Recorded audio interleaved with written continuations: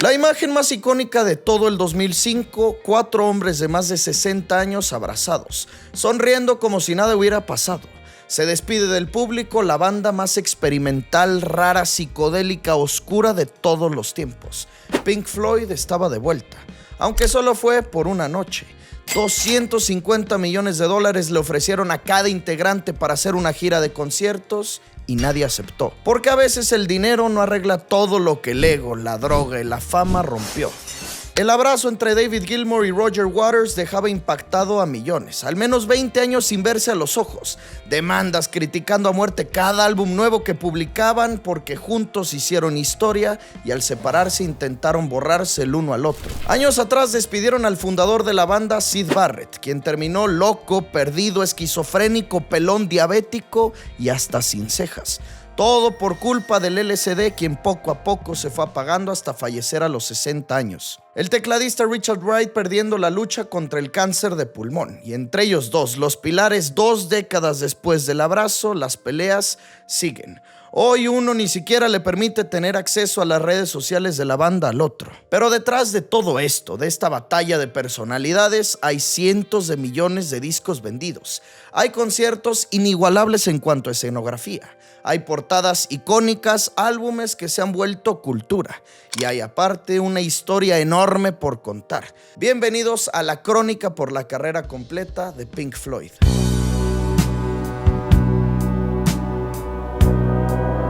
Estamos en Cambridge, Inglaterra, a final de los 50s, donde se conocen por la secundaria Roger Waters y Syd Barrett, amigos de la escuela quienes se juntaban a escuchar música, a hablar de los discos nuevos, de los artistas de moda. Barrett aprendía a tocar la guitarra porque otro amigo suyo, David Gilmour, le enseñaba unos cuantos acordes. Decidieron formar una banda a mediados de los 60s, buscando un baterista, un tecladista. Fue así como se sumaban Richard Wright, Nick Mason. Pero como ya tenían al bajista y al guitarrista que aparte cantaba, tendrían que sacar a alguien del grupo, el sacrificado David Gilmour. El concepto de las bandas para esos momentos muy diferente al que después se popularizó. Los Beatles pusieron como moda el que la música se hiciera en cuarteto. Ellos siguieron ese patrón para formar The T-Set. Syd Barrett era considerado un genio musical, un distinto, con un fenómeno neurológico llamado sinestesia, en el que al escuchar música, notas, ritmos, iba imaginando colores, formas, figuras, por lo que decidía ser el compositor de todo. Melodías, letras, en general, el artista de la banda. Quedó impactado por el sonido del álbum Revolver de los Beatles, en el que se dice es el primer álbum de rock psicodélico y progresivo.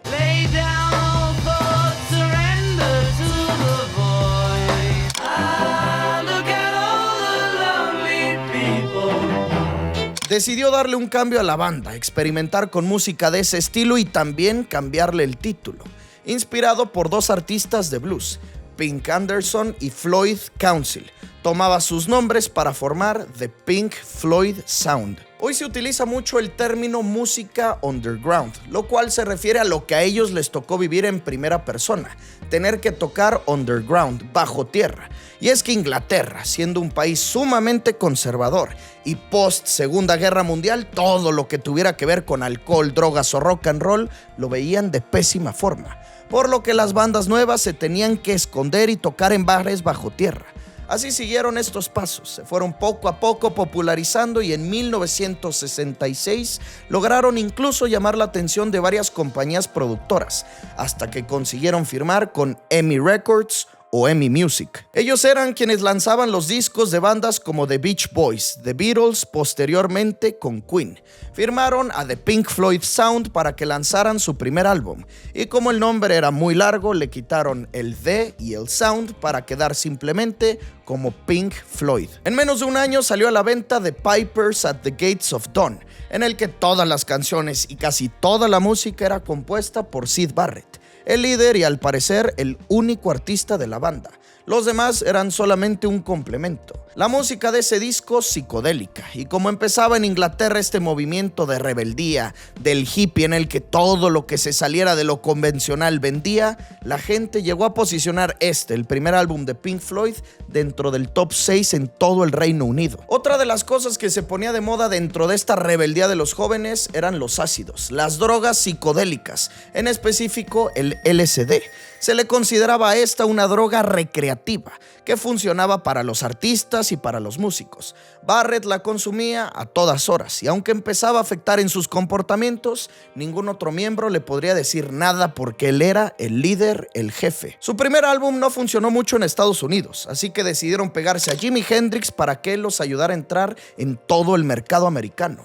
Se fueron de gira junto con Hendrix y fue aquí donde tronó la droga en Sid. El LSD lo sobrepasaba. Su consumo era tan excesivo que tenían que cancelar conciertos. No podía ya ni siquiera agarrar la guitarra a tal grado que prefirieron dar por terminada su gira y regresar a Inglaterra. To a meeting at the Capitol Tower in Los Angeles, and Sid and I were walking down the street after it. And we stopped at the traffic light at Hollywood Boulevard and Vine Street in Los Angeles. And he looked at me and smiled and he said, "It's nice here in Las Vegas, isn't it?" Well, we were in LA. So he already had no idea where he was, even like that. Los demás integrantes empezaban a ver cómo el brillo de su líder poco a poco se apagaba. Hablaba solo en el estudio. Imaginaba personas, no se le hicieron análisis, pero se dice era esquizofrénico. O como ellos preferían llamarle, un lunático. Una persona enferma, loca. Fue por esto que llamaron a su otro amigo, a quien dejaron fuera de la banda, David Gilmour, para que tocara en los ensayos, para que le ayudara con la guitarra cuando Barrett estuviera perdido. Él obviamente aceptó, y como la situación de los ácidos y el LSD nunca cambió, prefirieron despedirlo. Sid Barrett salía de Pink Floyd a sus apenas 22 años, destruido mentalmente. Fue entonces que se estableció el cuarteto formal de la banda, el que los llevó a la cima. Roger Waters en el bajo y voz, David Gilmour en guitarra y voz, Richard Wright con los teclados, Nick Mason en la batería. Lanzaron ese mismo año, 1968, su segundo álbum, Saucerful of Secrets, un disco que aún tenía canciones escritas y tocadas por Barrett. Y aunque ellos no eran tanto de ácidos o de drogas, sí eran mucho de experimentar, de buscar hacer cosas diferentes a lo que el resto del mundo, lanzando un álbum de nombre Ummagumma, una palabra que se usaba mucho en Cambridge con significado sexo, y entrando a los 70s, el disco de la vaca, Atom Heart Mother. Con este álbum Pink Floyd llegó al estrellato y a la fama. Lograron ser el primer lugar en todo el Reino Unido, aunque Waters y Gilmour dicen que es basura pura, que nadie entiende realmente la idea de esta música y nadie lo debería de escuchar. Pero como seguimos en esta época de rebeldía, todo lo distinto funcionaba. Roger Waters decidía tomar el rol de ser el líder, quien escribía todas las letras, quien se involucraba también en la composición musical. David Gilmour, el nuevo, se iba metiendo poco a poco en las ideas, en cantar más canciones y un tema siempre recurrente en las bandas de rock. Cuando hay éxitos, hay egos.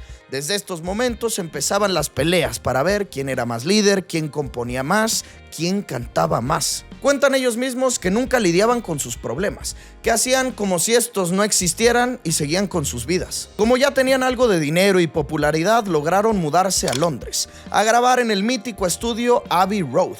Ahí armaron desde ceros el famoso Metal, el que mucha gente considera ser el verdadero primer disco de Pink Floyd, con su sonido que los mantiene como únicos hasta la fecha, utilizando muchos efectos como si te metieran en un ambiente espacial, con guitarras que suenan a metales más que a cuerdas, mucho sintetizador, lo que hoy le llamamos el rock progresivo.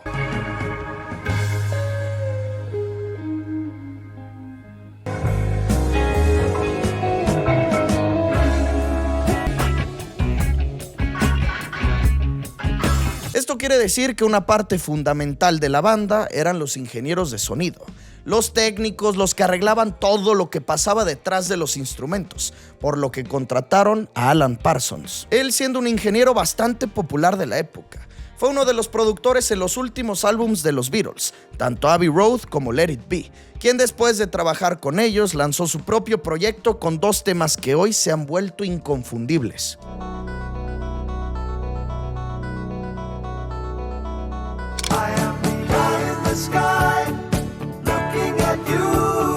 Roger Waters llegó a la banda con una idea diferente, generar dentro de todos sus discos una idea que aplique para todas las canciones, es decir, un álbum conceptual.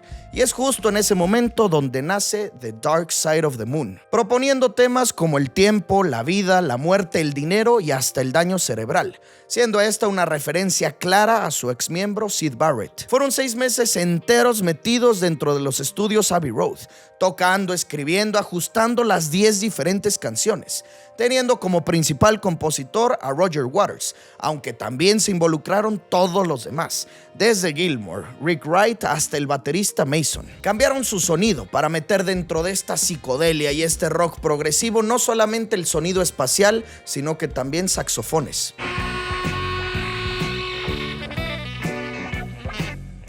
Una voz de mujer para representar el momento en el que mueres y subes al cielo.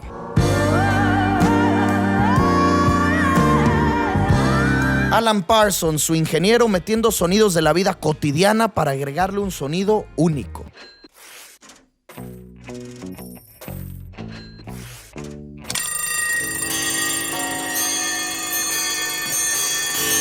Lograron juntar el álbum entero para ser escuchado completo. Es decir, que si tú reproduces de inicio a fin el Dark Side of the Moon, muchas veces se vuelve complejo saber cuándo cambió la canción, con transiciones sutiles porque esa era la idea. Al ser un álbum conceptual, está hecho para escucharse de inicio a fin. Se lanzó al público en 1973 y desde las primeras semanas convertido en el disco más vendido de Inglaterra, de Estados Unidos, del mundo, incluso de la historia. Son ya más de 70 millones de copias las que han vendido desde su lanzamiento.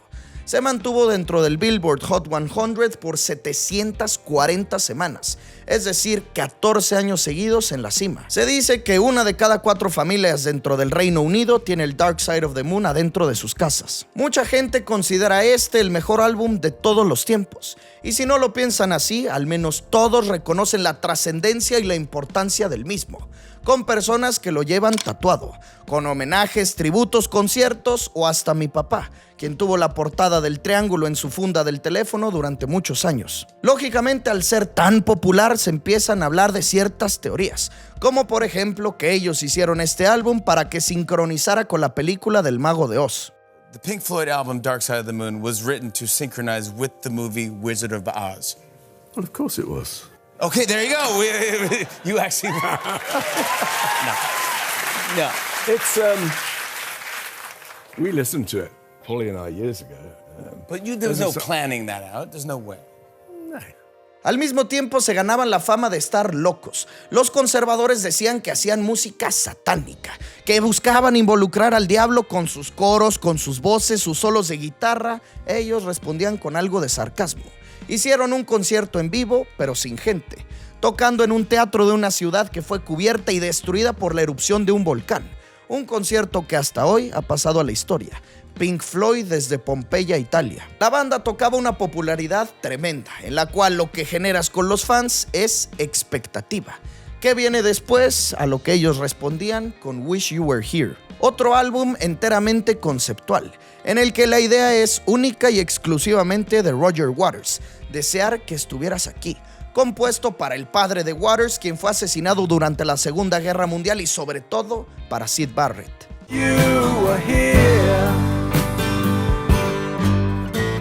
Regresaron a Abbey Road para grabar este disco con alta expectativa de la gente. Y como eran ya tan famosos, diariamente traían al estudio distintos fanáticos o familiares de los ingenieros, distintas personas para ver cómo tocaban. Y fue un buen día mientras ellos grababan Shine On You Crazy Diamond, que llegó una persona gorda, rapada, sin cejas, que se sentó al fondo del estudio en una silla. Saludó a Waters, Wright, Gilmour, Mason. Nadie lo identificó. In the studio, and I saw this guy sitting at the back of the studio. He's only as far away as you are from me. Well, I didn't recognize him. So I sit down next to Roger and we start doing whatever we're doing. I said, "Who's that guy behind you? Friend of yours?" And Roger said, "You don't know who he is?" And I said, "No." And I kept on. And it took me ages. And then Roger said, "Yeah, that's Syd." And I just cracked up. I mean, I couldn't believe it. Resultó que esa persona era Syd Barrett, el fundador de este proyecto, el ex líder ahora como una persona completamente cambiada a quien ellos conocieron, aparte de que hizo esa aparición mientras ellos estaban tocando la canción dedicada a él.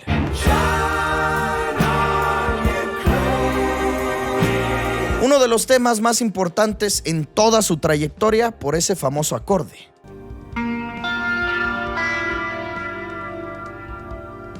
Por el significado, por la letra, pidiéndole que brille al diamante loco, aparte de que también a él le escriben Wish You Were Here.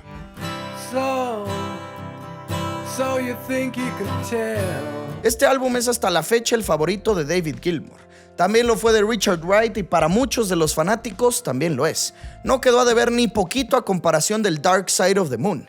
Es una continuación perfecta, pero también podríamos decir que aquí se vive el principio del fin de Pink Floyd. A pesar de que esto solo era el inicio de los éxitos, ya se vislumbraba un final cercano, porque empezaban las peleas. Gilmour había compuesto 2 temas largos, de 17 y 10 minutos respectivamente. Le pedía a Waters los incluyera dentro del álbum. Él lo rechazaba. Creía que no iban bajo la misma idea, la misma línea, el mismo concepto que las otras canciones. Le pidió que las guardara para después. Eran los temas Dogs y Sheep. Le dijo Waters que sus solos eran excesivos, que la letra era basura y cuando finalmente se rindió Gilmour no incluyeron esas canciones. Se pelearon y le dijo, ganaste la batalla, mas no la guerra. Así que mientras volvían a tocar la cima y ser los número 1 de Estados Unidos y del Reino Unido, por dentro un desastre. Gira mundial, millones de ventas, millones de fanáticos, millones de dólares, seguramente también mucha droga, aunque no fueron tan atascados como otros, sobre todo porque tenían ese antecedente de su amigo, de esa estrella que no pudo brillar, Syd Barrett. Se habían convertido en unas máquinas de producir. Muchos aseguran que Waters tenía un perfil de líder excesivo, de perfeccionista o que podría recaer hasta ser un dictador, quien mandaba, dirigía, obligaba a los demás y no solo era una personalidad fuerte, sino que ya era un tipo con un ego superior al de todos y con unos traumas tremendos. Siempre se ha considerado un detractor del sistema político capitalista, del gobierno, de todo lo que tenga que ver con la política, la burocracia, el dinero, estos traumas que le vienen desde la infancia, de saber que a su padre le quitaron la vida por la guerra, por la política, por buscar que Inglaterra se hiciera más rica, más poderosa, y es así como nace el siguiente concepto de Pink Floyd, el disco Animals. Tomó como referencia el libro Animal Farm, o en español Rebelión en la Granja, de George Orwell, un libro icónico, muy recurrido en las escuelas, en el que explican a través de animales las funciones que hemos tomado los seres humanos dentro de la sociedad. Los puercos como la clase política, los perros, todos los funcionarios de la ley, las ovejas, los civiles, las personas de a pie, quienes siguen las reglas de los puercos y los perros. Pues justamente esos son los títulos de las canciones: Pigs, Dogs, Sheep. Las portadas para ellos eran importantísimas, y como querían representar esta queja política, decidieron sobrevolar un inflable en forma de cerdo por una central eléctrica en Londres. Así fue como se compuso su siguiente álbum, Animals, publicado en 1977. Como siempre, tras lanzar más música, se iban de gira. Los fanáticos en los 70 se tomaban muy en serio el rol de gritar, de caer desmayados, de hacer cosas extremas por sus ídolos. A ellos les fastidiaban mucho estas actitudes. Ellos no eran los típicos que subían al escenario mujeres, que viajaban con las groupies. Ellos eran más artistas, más solitarios.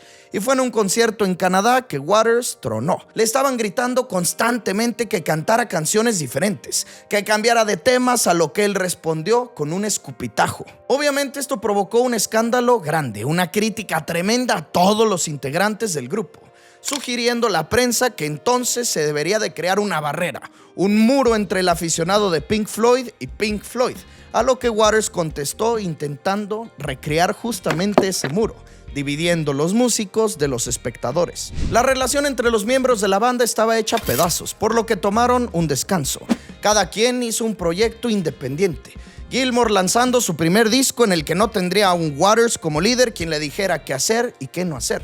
Wright lo mismo, Mason trabajando para otros artistas, cada uno en su propio ambiente, a excepción de Roger Waters, quien volvía a poner sobre la mesa de Pink Floyd una nueva idea, un nuevo álbum conceptual, The Wall. el que podríamos resumir en traumas. Todo lo que le generaba repudio del mundo, soltarlo acá. La Guerra Fría, la situación política, la muerte de su padre, los fanáticos, titulando el proyecto justamente con El Muro. A la banda le robaron bastante dinero sus managers, quedaron en bancarrota, tuvieron que irse a grabarlo a distintas partes del mundo. Algunas partes en Londres, en Niza, Francia, en Nueva York, hasta en Los Ángeles, todo para abaratar costos. Un álbum muy oscuro, un álbum con el concepto bastante definido, siendo no el más grande, pero sí el más icónico, el más representativo en su sonido.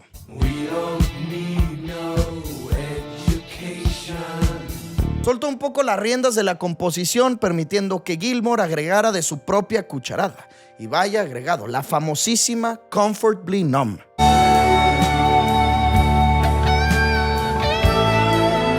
Los problemas dentro del grupo no habían disminuido, al contrario. Waters se peleó con Rick Wright y prefirió despedirlo, pero al poco tiempo lo recontrataban, aunque no incorporándolo de lleno, solamente como si fuera un empleado más con un sueldo fijo. Se lanzó el The Wall en 1979 y de inmediato la gira que puede ser recordada como la más importante de todas, donde el muro se iba construyendo poco a poco a lo largo del concierto, siendo ellos unos revolucionarios en cuanto a show y espectáculo se refiere. Ellos no necesitaban bailar como Michael Jackson, tener a un cantante carismático como Queen. Ellos utilizaban luces, humos, efectos especiales y visuales como por ejemplo ese muro. Y es que una de las grandes características de Pink Floyd son eso, los conciertos. Ya habíamos mencionado el que hicieron en Pompeya, Italia. Ahora en esta gira, The Wall, ¿qué decir de esa mítica presentación en Venecia montando el escenario por encima del agua? El disco fue tan popular que incluso se realizó una película al respecto.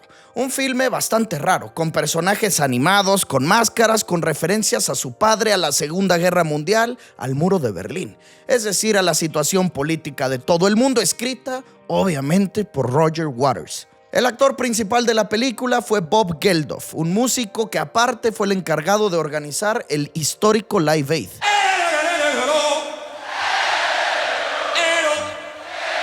Quien tiempo después tuvo un rol importantísimo en su carrera. Entraron en un ciclo constante, grabaciones, peleas, creatividad solo de Waters, reclamos de los demás, álbum publicado, éxitos, millones de discos vendidos, volver al estudio y así una y otra vez. Cada día la relación estaba peor y entonces llegamos al fin, a la pelea que dividió Pink Floyd. En 1983 regresaban a los estudios con un nuevo proyecto, un nuevo concepto ideado, obviamente, por el de siempre. The Final Cut, su nuevo trauma o su nueva queja, la guerra de las Malvinas entre Argentina e Inglaterra. Los otros integrantes del grupo ya estaban cansados de solo hablar de eso, a lo que él respondía: si no les parecen mis ideas, entonces hagan algo ustedes. Las guitarras de Gilmour no aportan nada, no sirven. Los teclados de Wright ya están muy viejos, la batería de Mason es muy sencilla. Peleados casi a muerte, pero el dinero, el ego y la fama es tan potente que a pesar de todo sacaron ese nuevo disco, mismo que tuvo un éxito limitado a comparación de todos los demás, el que podría ser considerado el peor de todos los discos en su carrera. Y fue en 1985 donde ya no pudieron más, donde Roger Waters creyó que esta etapa o este ciclo se había cerrado. Abandonó la banda pensando que se disolvería, pero no, decidieron quedarse todos los demás, a lo que él respondía con una demanda. Sabiendo que él compuso casi todo, que él fue el líder, no estaba de acuerdo con que Pink Floyd continuara. Terminó por perder esa demanda, así que Gilmour, Wright y Mason siguieron. Waters se tuvo que dedicar a su carrera en solitario, aunque más tarde se arrepintió. I was in Cincinnati and I was playing in a 3,000 or 4,000 capacity arena to about 1,000 people. Contrataron diferentes compositores para ayudarles con las letras de su nuevo álbum, A Momentary Lapse of Reason, el cual obviamente Waters criticó. Dijo que era basura. La opinión de los expertos fue de rechazo también, pero ya era tan popular la banda que sin importar toda la crítica, llegó hasta el tercer lugar en Estados Unidos. Un Pink Floyd menos progresivo, menos oscuro, menos psicodélico, menos su estilo, más rock puro, en el que está una de mis canciones favoritas de toda la banda.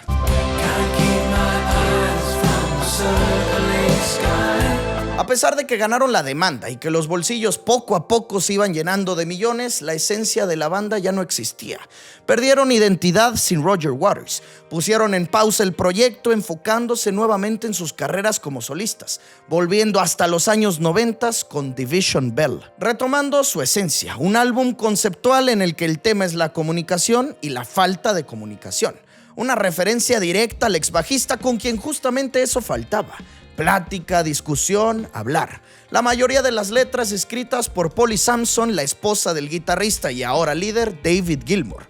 Una mujer que se dedicó a la poesía, a la escritura y quien tiene una relación paupérrima con Waters. Es fecha en la que a través de Twitter se siguen peleando. Este álbum generó opiniones divididas, porque a pesar de ser ya los 90s, en donde predominaba el grunge o el glam, el metal, ellos siguieron encapsulados en su progresivo.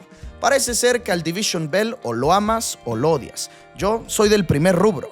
Podría decir que es uno de mis álbums favoritos de todos los tiempos y como siempre, como es Pink Floyd, número 1 en ventas en Estados Unidos, número 1 en ventas en todo el Reino Unido. Con canas en el pelo y con un físico evidentemente distinto al de los 60s cuando empezaron, fueron nombrados dentro del Salón de la Fama del Rock and Roll. Obviamente sin tener la presencia de Syd Barrett ni del bajista y fundador Roger Waters. Y aunque habían peleas, salieron a hablar de él. Have to grab a couple more of these for our two band members that started playing different tunes, Roger and Sid. We'll take a couple of these home for them. Thank you very much indeed. Se alejaron de las cámaras, del reflector, del ojo del público, con una pregunta constante dentro de los fans. ¿Volverían? ¿Habría reencuentro? Les ofrecieron $250 millones a cada uno y nadie aceptó. Solamente Bob Geldof logró reencontrarlos, a quien mencionamos hace poco que fue el creador de Live Aid y el actor en la película The Wall. A él le debían un favor. Siguió haciendo conciertos con causas benéficas y en el Live Aid del 2005 le habló a todos y cada uno de los integrantes por separado. De todos obtuvo el sí, logrando reunirlos en vivo para una grandísima audiencia, en uno de los reencuentros más esperados de toda la historia. Tocaron por casi media hora Speak to Me, Breathe, Money, Wish You Were Here y Comfortably Numb. Terminaron abrazados como si nada hubiera cambiado, levantando la ilusión en el público de si esto podría significar un retorno y no. Solamente se volvieron a ver en el funeral de Syd Barrett, donde tocaron en privado para él y su familia. Y unos años más tarde, Richard Wright falleció provocado por un cáncer de pulmón apenas a sus 65, dejando sin posibilidad alguna un reencuentro en Pink Floyd. Años después, en el 2014, ya siendo unos viejitos de arriba de 70, se juntaron Gilmour y Mason, el baterista, para lanzar un álbum más, un homenaje a Richard Wright, tomando grabaciones viejas que tenían almacenadas para que fuera un disco póstumo de Rick. Y desde ese momento hasta hoy, nada más. Sin tener un fin o una despedida formal, Pink Floyd se esfumó de los escenarios como banda, aunque hoy sigue. Porque cuando suena Time, ese reloj cobra sentido, con referencia de lo rápido que va la vida, con adaptaciones que me parecen maravillosas. Invitados están a checar el video Time, Breathe, con imágenes de la película Up que me ponen la piel chinita cada que lo veo. Cuando suena Wish You Were Here, todos pensamos y deseamos que alguien de los que ya no está estuviera aquí. Cuando suena The Wall, por un momento te sientes diferente y en contra de todos los sistemas políticos. Cuando suena cualquiera de los dos solos de Comfortably Numb, te sientes David Gilmour con una Stratocaster negra invisible. Porque a pesar de que ellos se separaron, se pelearon, se demandaron, dejaron algo que no envejece y que nunca lo hará. Ese sonido no tan fácil de escuchar ni fácil de entender. Es difícil de explicar, pero creo que todos pasamos por momentos en los que no conectábamos con Pink Floyd. Pero una vez que lo hicimos, no dejamos de escucharlos, no dejamos de apreciarlo. Porque me parece que ellos, los 4 o los 5, incluido Sid, son verdaderos artistas. Dejaron arte, dejaron más que canciones. Dejaron álbumes, conceptos, ideas, mensajes, lo que yo considero ser un legado perfecto. Mientras el rock se siga escuchando, mientras los álbumes completos se puedan seguir reproduciendo, no faltará jamás en la plática o en la conversación esa banda que empezó a mediados de los 60s entre amigos de la secundaria, a la que llamaron The Pink Floyd Sound, a la que conocimos en The Wall, en Wish You Were Here, la que visitamos en el lado oscuro de la luna. Esta fue la crónica de Waters, Gilmour, Wright, Mason, Barrett, la crónica completa de Pink Floyd.